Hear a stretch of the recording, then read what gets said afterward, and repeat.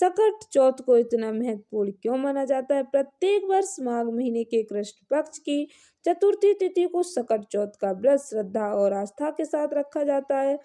इस व्रत को संकष्टी चतुर्थी, तिलकुटा चौथ और माघी चौथ के नाम से भी जाना जाता है। इस दिन विशेष रूप से महिलाएं व्रत रखती हैं और अपने संतान के उज्जवल भविष्य के लिए कामना करती हैं।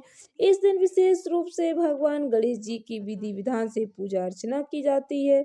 यह व्रत संतान की सुरक्षा के लिए रखा जाता है। धार्मिक मान्यता के अनुसार सकट चौथ का व्रत करने से संतान के जीवन में आने वाली बाधाएं और संकट दूर हो जाते हैं। इस दिन गणपति बप्पा की कृपा से घर परिवार में सुख शांति समृद्धि बनी रहती है।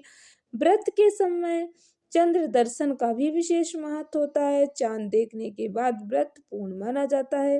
भक्तों, सकट चौथ की पूजा सभी के यहाँ अलग अलग तरीके से की जाती है। किसी के यहाँ सुबह के समय, किसी के यहाँ दोपहर के समय, किसी के यहाँ रात के समय की जाती है। शाम के समय चंद्र दर्शन करके व्रत का पारण किया जाता है।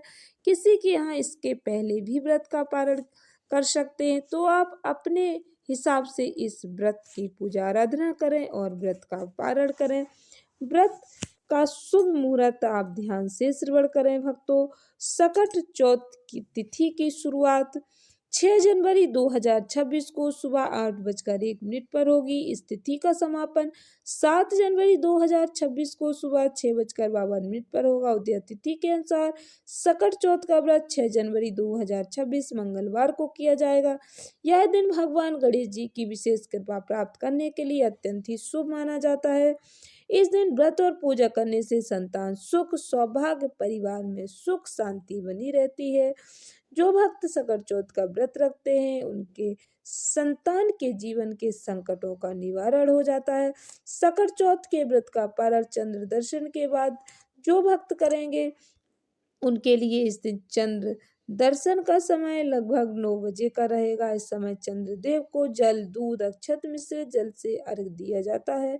इसके बाद व्रती महिलाएं व्रत का पारण करती हैं। चंद्रमा को अर्घ देने से सभी मनोकामनाएं पूर्ण होती हैं। संतान को दीर्घायु का आशीर्वाद प्राप्त होता है।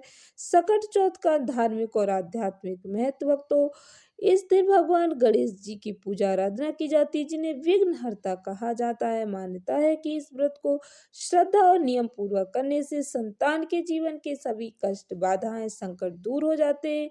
विशेष रूप से माताएं अपनी संतान की लंबी उम्र, अच्छे स्वास्थ्य, उज्जवल भविष्य की कामना से यह व्रत करती हैं।